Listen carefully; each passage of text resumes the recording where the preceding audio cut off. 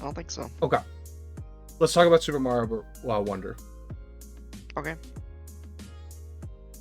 Let's talk about this game. Did you watch the full direct? Yes or no? I did. Okay, Yes. great. So, well, we're not going to play the whole video, obviously, during this time, but I don't necessarily even want to touch on the highlights of this. Like, I think the main things being they gave an introduction to what the story is, which, if you've played any Mario game, you know what the story is. So, it's just Bowser's here. He's big mad. Bowser's here, and he captured Florian. He captured Prince Florian. Okay, so that's the premise for Super Mario Bros. Wonder. This is one of the 2D style side scroller games. Yep. That they did this before, some time ago with, New Super Mario Bros. Wii U, and every so often they switch up the style. 3D World. 3D World was this too. Yep. Every so often they switch up the style, and they go with like 3D and then 2D ish. I guess 3D World was like 3D, but it was still like it was a course clear. It was a course clear. It was a course type game instead of like an open world. It was a course clear. Yeah. 3D one. 3D World was not. That was just, it was course clear though. Yeah, but the stages were 3D. This one is full side. This is full side scroller with occasional, based on the wonder effect you get, occasional top down weird change perspective mode, which was cool. So I like 2D side scroller Mario games a lot. Nothing against like Odyssey or 3D World, but I really like these simplistic ones. I think this is one of these games after I watched this where I was like, yeah, this just looks really fun. This looks really fun, and that's how I feel about every Mario game. Yeah, Mario most of the time is just like really fun. Are they like really fun. Are they like amazing, incredible games? Like right. Probably not. No, but they're just like they're just so fun to play. They just put a smile on your face, and it's just like Mario continues to be just like the chef's kiss of like platformers. The controls are always like really tight. They feel really good to play, and yeah, I mean Mario is just like cream of the crop in terms of platformers most of the time. So these are just fun games. That's really it. There's no story here really. There's no story. You just play the game. No twists, no turns outside of like the actual gameplay itself. You just play the game. And there's something about that I've always enjoyed. Not that I don't like a solid story or anything, but sometimes I just want to play. I just want to play sometimes. I don't want to be interrupted by a cutscene. I just want to play the game for a few hours, no interruptions, just play. So that's what I like about these. I like that. I like that with these games. So anyway, so they talked about the various worlds in the game. They said there were 7 that could be explored. They shared some examples of what those could look like. And you got a nice preview of the map and how you can navigate the map. There's like rails, you go level to level, and then there's occasional free form movement where you can just move across a subset of an area, and you can pick different worlds you go to. You don't have to go on like that railroad, one level A to B. You can do a little bit of choosing. They showed that. They showed this flower thing that talks, which it's not annoying, but I'm just like, okay. I don't really understand why this is here. Like, I know they said they're like, just to change things up, get some nice talking in. I'm like, it like gives you hints. It gives you hints sometimes. It can give you hints, like, yeah, okay. But I was like, okay, we got this guy over here just chatting me up during the game. They talked about the characters. They talked about the cast of characters. The Yoshis and the Nabbit, to be clear, compared to the left side here. This side is like the easy mode. This side doesn't take damage, but can die to pitfalls. That's about it. But this side doesn't take damage. You get hit, but you don't take damage, is the way it works. So you can still get hit. You just don't take any damage. This side is the regular play, like you, obviously normal damage, everything else normal play. So you get Mario, Luigi, Peach, Daisy, Toads, and Toadette. Yoshi's and Nabbit being, again, I would just say the easy mode. So I don't even mind that easy mode thing. I don't even care. Yeah, I mean, it's like fine. it's whatever. But you don't have to use it. Like it's kind of interesting that they just have a distinction. Like here's the easy mode characters, here's the regular cast. But yeah. Anyway, they talked through the Yoshi. They did say also, by the way, that with all the characters, the regular mode characters, Mario, Luigi, Peach, Daisy, and the Toads all play exactly the same. They all play the same, yeah. Which has not been the case in the past. Usually there's like slight differences, like Luigi jumps slightly higher but's a little floatier. Yeah. Peach has like the hover with her dress, and Toad is like faster usually, Toad's I think. Or Toad's something like that. But they said in the direct that they all play exactly the same. Yeah, they did. This one. So yep. Just pick your favorite. For me, that's Luigi. Like I'm a Luigi stan. So you just pick whichever one you think is your favorite. There's no change. There's no difference. They talked about the powers. I think the big one that people obviously talked about before and talked about further was the elephant form. Yeah, elephant's a big meme. Elephant's a big meme. There is a distinction with all the powers. There's a bubble power-up where Mario can shoot a bubble that can trap enemies, but Mario can also jump off of them. So this is like a nice way to get potential additional platforming or get to places you normally couldn't. Like you can see, here's an example of that. The bubble power seems like it's going to be really, really good. Bubble power seems really nice and potentially required for some cases for certain things, special things. You're definitely gonna need it for some of the like the secrets and stuff like that. And then there's drill, and drill seems ridiculously powerful. Drill seemed really silly to me, where you can obviously do all that, but you can burrow. And then there was one where they burrowed into the ceiling, so you can burrow into the ceiling and just traverse and take no damage. So this seems really, really strong. Obviously, like not taking damage is always. This seems like I don't want to play the level.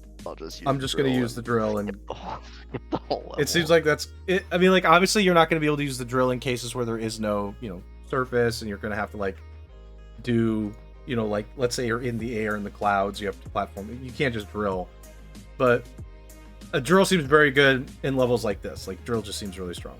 So they showed off all the powers. You can swap powers. And then we got to the wonder effects, and oh my god, I love these. I actually really love these. Where you get a wonder power, and the level changes. So here's an example of that, with the pipes like going crazy. And then the pipes could move, like you get this like worm, a stampede of enemies that you would run across. World tilts for a wrecking ball here. Fall from the sky. And it seemed like, from what I saw, at the end of all of these, there's like there can be like a wonder flower or whatever it's called. Wonder seed. There it is. So you get the wonder seed, the effect ends, and you've just claimed it. Like you need those to unlock further levels. So you claim those wonder seeds, and also just general like completionist. Like you just get all the wonder seeds to complete everything. So I love these. By the way, I really like the idea of these. I think these are pretty cool. You get the wonder seed, you're out of there, and then you need those to unlock certain levels. So I like the idea of the wonder power. You also get one to complete the stage. Go ahead. No, I was gonna say it seems like there's going to be quite a good variety of gameplay with the wonder flowers, right? Like, that's what I was thinking. Be really varied, and like, I mean, they showed like, I don't know if it was 10, but like between 5 and 10 like different like levels and like different effects, and I assume there's going to be just a lot of different ones throughout the game for those. So there's another thing that I wanted to talk about, which is badges. So you can claim badges in the game, and when you get these badges, they are accessible to you and you can put a badge on per level. You get one badge. Only one. So for some levels, it might be a case where you play the level the first time, figure out what badge you need, and then put the badge on and play it again. It could be the case, because there might be some things where the badge is either, I don't want to say fully required, but makes it much easier. So to get, like, let's say a Wonder Seed for the Wonder effect.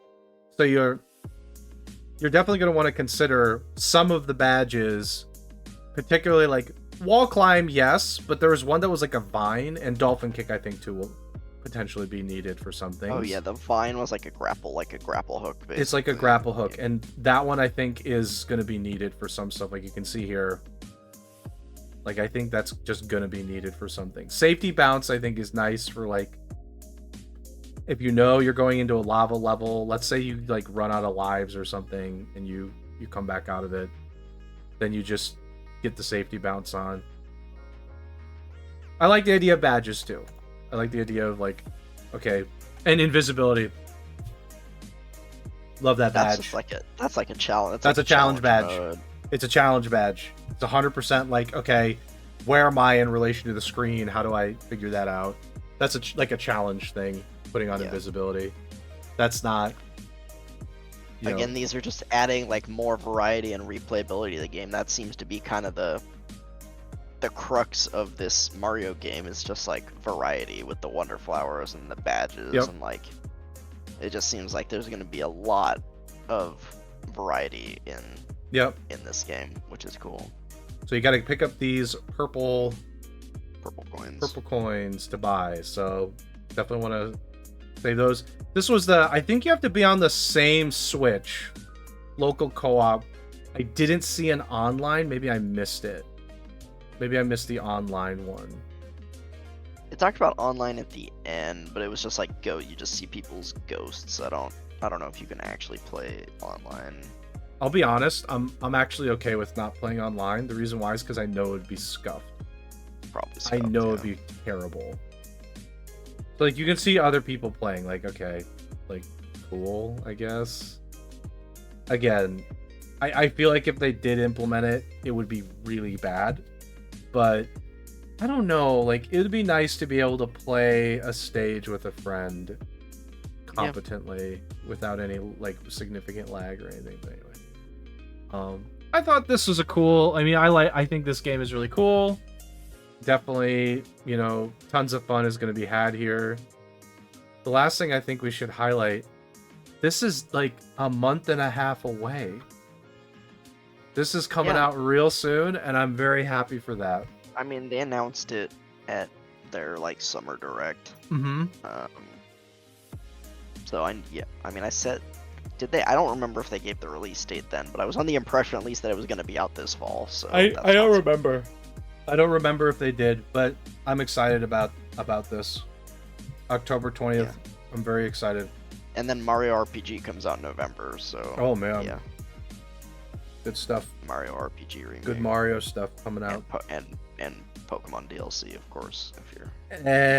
Pokemon DLC.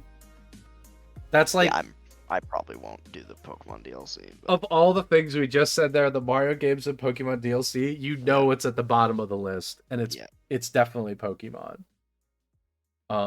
Anyway, I don't have anything else to say about Mario. I'm excited for this game. I can't wait to play it. I love these kind of side-scroller games. I think it looks really fun. Yeah, I'm the other way. Generally, I prefer the, like, Odyssey, the 3D ones, Odyssey, Galaxy, those ones. And I haven't played one of the 2D ones in quite a while, but this one is definitely intriguing me. I think I'll probably play it. It looks quite good. So it's all fun. It's all fun. That's what it is. Mario's just all fun. I like it. Okay. Anything else? Otherwise, we can move on to a couple game reviews. Nope. Yeah, I think as we said that this was actually a really good direct for this game. It definitely, like, built the hype. It showed the game off, like, quite well in a relatively succinct fashion. It was only like 15 minutes. Yeah, it was quick. and it shows you what the game was about and made it look quite good in my opinion. So I think this is a big W for Nintendo. Though not that they really needed it. Like, it's a new Mario game, it's gonna sell well, so it doesn't it's really gonna matter, sell. But yeah. They made it. They did what they had to do. Show the game, make it look interesting, make it look fun, build some excitement, show off some new things. That's all you gotta do. Okay. Let's talk about Starfield. Starfield is technically out right now for early access folks. Early access. If you bought one of the premium, like either the I don't know what they call them, either the deluxe It's or like the premium or whatever, the super blowjob edition. Yeah, you got us for which started yesterday. Yeah. So this came out yesterday for those folks. Comes out September 6th for everybody else. This got an 88 as the top critic average. It's interesting how IGN gave it a 7. I'm looking at some of these. GameSpot gave it a 7. Gave it a 7. The two like biggest name outlets gave it a 7. At least the American versions. Some of the international IGNs gave it much higher scores. But the American versions, American IGN gave it a 7. Which is, I don't know, I found that interesting. I was like, okay, IGN and GameSpot are, I would say this is pretty far off from the average. I would say if you're like over a point off, you're pretty far off. Yeah, they're a bit of an outlier. There's a couple other, like, the spread is pretty big for this one. Like, if you look at the review charts or whatever, there's a 5. Somewhere gave it a 5. I don't remember what it was, and there's a few in the 6 range as well, I think. Okay. Obviously, in order to have an 88, there's a lot of 9s and 10s.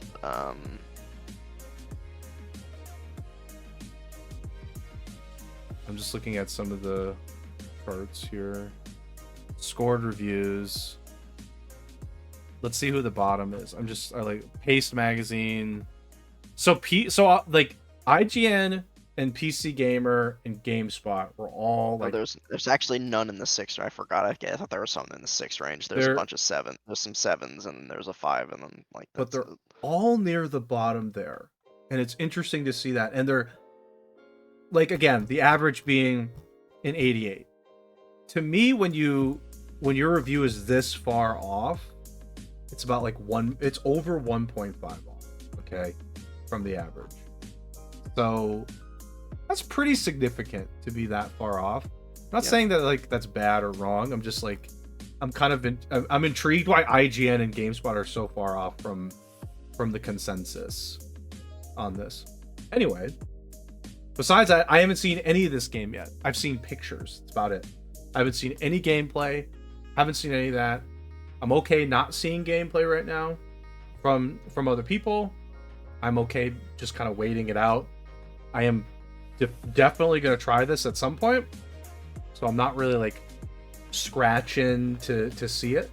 But 88 was surprising for me, is my conclusion. I was thinking this might be like 80 to 85. I was like, okay, maybe this will be an 80 to 85. It'll probably be buggy, maybe a little bit messy, and they'll have to fix it.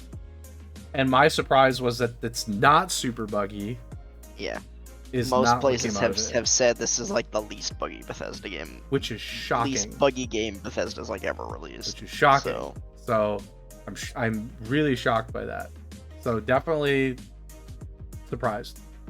So that's all I have to say on Starfield. Haven't seen any of it.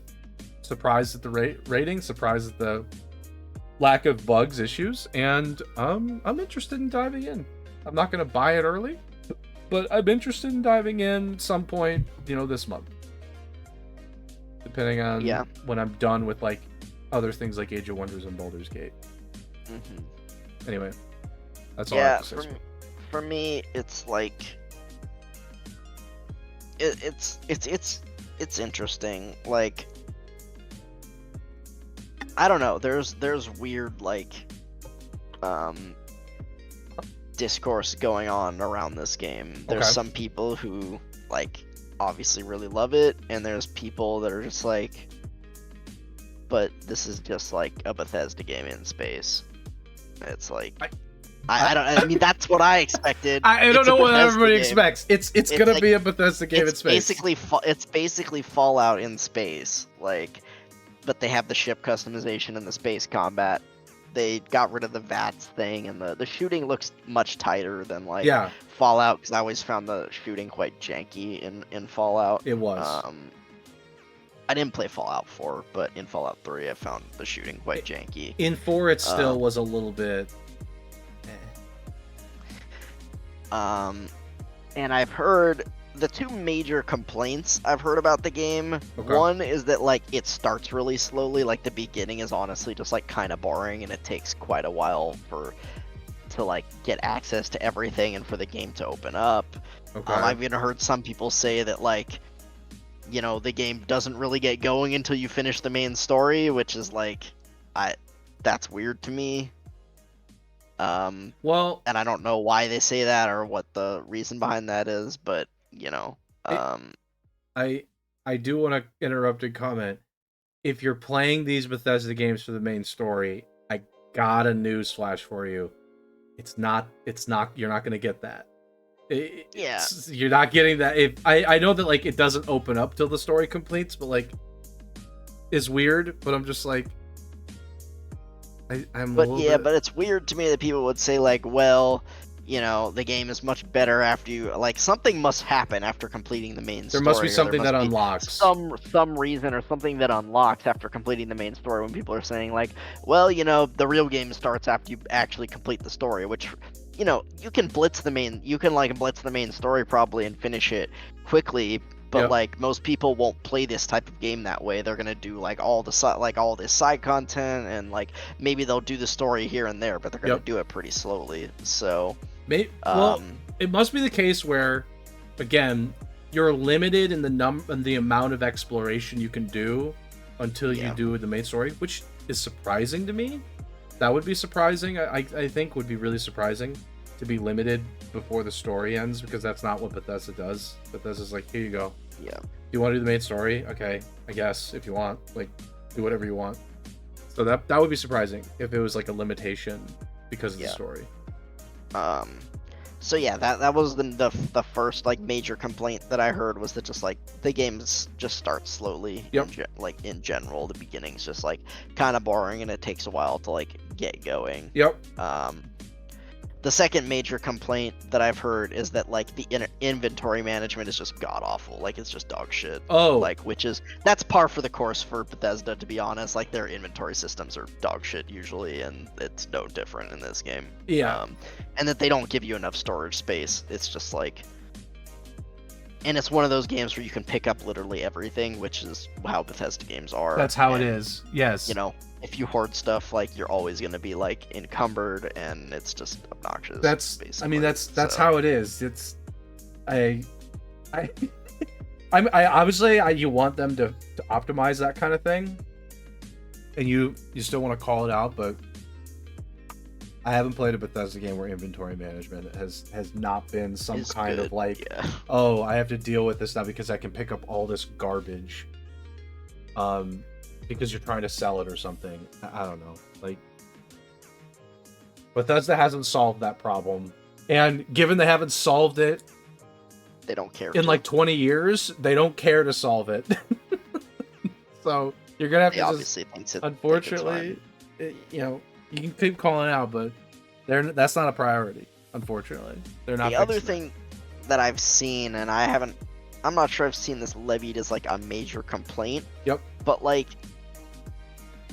it seems like you kind of have to like mean to fly around space. Like if you want to just like fast travel everywhere and just like teleport, you basically can do that.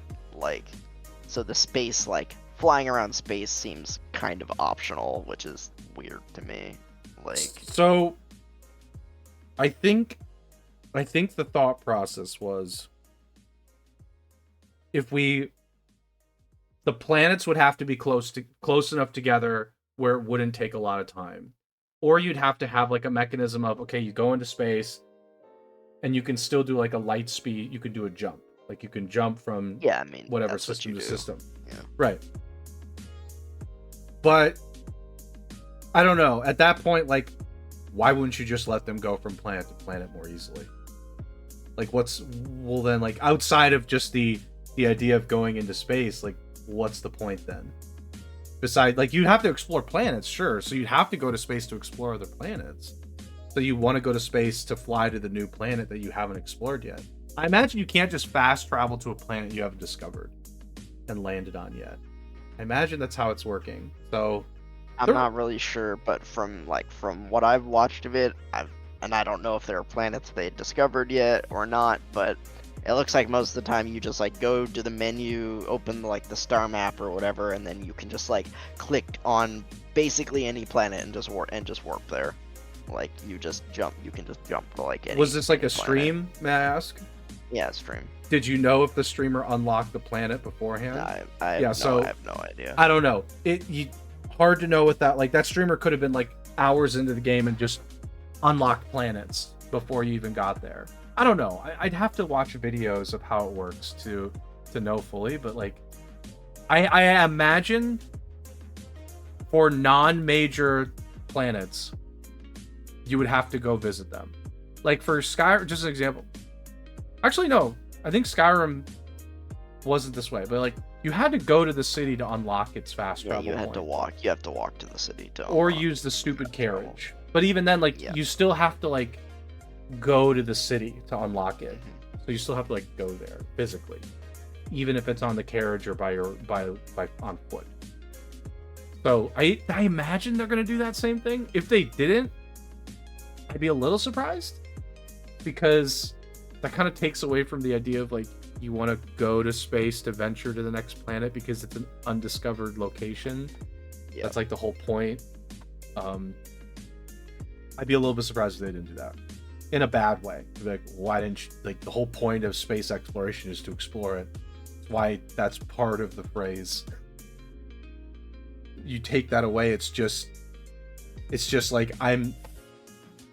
it's basically then just Fallout, but you go to different planets, or Skyrim, but going to different planets. So that's interesting. That's what it is. I'd have to see that. That seems really weird to me that they would choose to do that, and that seems like I have a hard time believing they do that, because that doesn't seem like a fun thing to do for a game like this where it's supposed to be space exploration. Anyway, any other Starfield things? No, I mean, like, generally, at least to me, the game looks like pretty fun. Yeah, the inventory management looks awful, which is, again, that's par for the course for Bethesda. Yep. And the animations are quite stiff, like, which is, again, par for the course for Bethesda. Like character interaction animations or general? Like, yeah, when you're in a conversation, they just kind of like stare at you and go, that's normal. Do this. Again, par for the course for Bethesda. That's it's been like 10 years since they've earned. It's been like close to 10 years since Fallout 4, right? I'm not counting 76. Yeah, and they were stiff there too. They're stiff in all of them. Like Skyrim. I feel like their engine, honestly, their engine is just like outdated and dog shit, and they need to change it. But they do. Okay, they 100% do. They 100% do. They're behind, and they're just, whether it's cost or time sink to develop the new engine, they're not doing it for whatever the specific reason. So I wish they would. I really wish they would.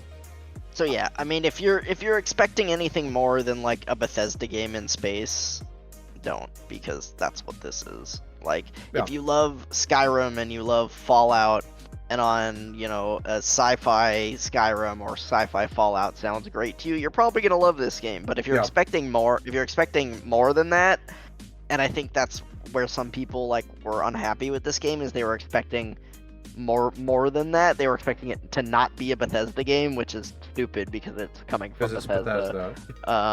But either way, that's what it is. This is a sci-fi. It has a bigger scope than any other Bethesda game before, because obviously it's a newer game. It's in space. It's bigger. But that's kind of what Bethesda does. Is just like big open world games with like this go anywhere, do anything type layout, and that's what this is. It is a sci-fi Bethesda game through and through. Yep. And I'm not the biggest Bethesda fan. I enjoyed what I played of Skyrim, but again, that game I find to be very wide but quite shallow, and I've heard some people say similar things about this game, where it's like it's super wide, but it's also really shallow. But you know, again, some people absolutely love Bethesda games, and that is perfectly fine. If you love Bethesda games, you will probably love this one because that's what it is. Like, it's gonna be on Game Pass, so when I go home and have a PC that can run it, I will probably try it myself. Yep. But you know, my expectations are tempered because I'm not the biggest Bethesda fan. I think their games are okay, but they're not great. The value of Skyrim is more right now, at least. The reason why people still play Skyrim now is not for the base game. They're not playing the base game anymore. They're doing other stuff. The value of this is going to come from everybody else. Like, you're going to play through the main game, it's going to be fun. And then a few months later, you'll come back into it, and there's going to be like a treasure trove of mods on Steam or something. And it's going to be like optimizations, like new stuff, added stuff, like I'm sure there will be a mod that just give you like infinite inventory. There's going to be quality of life where people are like, everyone's complaining about that. Somebody's going to go, I'm just going to make everything weigh half a pound or like 1/10 of a pound. And that's what they did. Like for Skyrim, as an example, like dragon bones and scales were so freaking heavy. You know what somebody did? They said, that's freaking stupid. It takes up all my space. They now weigh 1/10 of a pound. Yeah. Because I'm sure someone will do the same thing for Starfield. Because it's a problem. Like, they saw it as a problem. Like, thematically, dragon bones and scales should weigh a lot. Those would be heavy. Yeah. Game-wise, it's really frustrating. It's annoying. Yeah. One dragon fills up your entire inventory. So, I mean, like, and remember the stones of Baranzaya or Barenzi, whatever there are. They're like these stones. There's like 20 of them. You have to collect all of them across the land. It's been so long, but yeah, I vaguely remember. Yeah, that. There's no way to see it on the map where they are. Guess what somebody did? They put them on the freaking map. They put points, and they said as soon as you activate this quest, you can see on the map where they are. Because it's, while thematically it might have been really interesting, game-wise, it's freaking terrible to do that. It's so frustrating. So somebody was like, it's a pretty big world, needle in a haystack. Exactly. Someone's like, this is really silly when the world is so big. We're not doing that. So somebody's going to come into this game. Mod community's going to come in. You know, if you're on console, I'm sorry. Like, maybe there'll be some stuff on console they can give you. But if you're on PC and you're going to play this on, like, Steam, you're going to jump into mods, and then you're just going to, like, you're going to go ham. Like, they're going to go ham. And like 2 to 3 months from now, you're going to see this treasure trove, this like chest that's opened, and it's going to be just filled with stuff. Quality of life, even fixes. Like Skyrim, the community fixed that game. Bethesda didn't. Community fixed it. There's an unofficial patch to fix the game, and it fixed the game. So Bethesda seems like they just kind of release their games and then just let modders fix it for them. Yeah, they get it. They're like, go for it. Like, they tried to do like paid mods or whatever, where like you have to charge. That's right. That was such a bad idea. But normally they've been like, yeah, just do whatever you want. Like, we're not gonna fix it because we know the mod community is fixing it. Like, we're not gonna do that. Yeah. The one thing I know, I've been a little bit negative on the game in this segment. And I don't really like mean to be that negative, because like overall it looks like pretty fun, and again, if you like Bethesda games, you're probably gonna like this game. Right. The one thing I will say that I've seen in the game that is a vast improvement over any other Bethesda game I've ever seen, the lockpicking minigame actually looks really good. Oh, good. The lockpicking minigame has never really been particularly exciting. In Oblivion, I hated it in Oblivion. I'm sure there's somebody that loved it. I did not like it. In Skyrim and Fallout, it was a joke. Annoying. It was just a joke. It was like, somebody modded that, by the way. Somebody put a freaking like ruler basically around the edge of that lockpick, by the way, so you can actually carefully see where everything is. Some genius was like, here's a ruler for the lockpick because it's annoying. Yeah, I'm glad to hear at least the lockpicking minigame is better. The lockpicking minigame actually looks pretty good to me. Good. Like, it's never been exciting, so I'm glad they changed that. Anyway. yeah, and the combat again to me looks much improved from Yep. other. I mean, it's still like the combat is still like pretty generic, like first person shooter, but Yeah. to me that's better than any other Bethesda game. So, though the highest difficulty I've seen some streamers playing on looks incredibly spongy, so I wouldn't Don't play recommend on playing it. on that. That's Yeah. all. That's how it is. They get like it becomes a bullet sponge, and you're just like, I don't think I really want to do that. Yeah. Not so sure I want to do a bullet sponge or something. I'm sure at the end of the game when you optimize everything, you're just plowing through everything. But Yeah. early game is probably going to be quite difficult. So anyway, any other Starfield thoughts? No. Okay.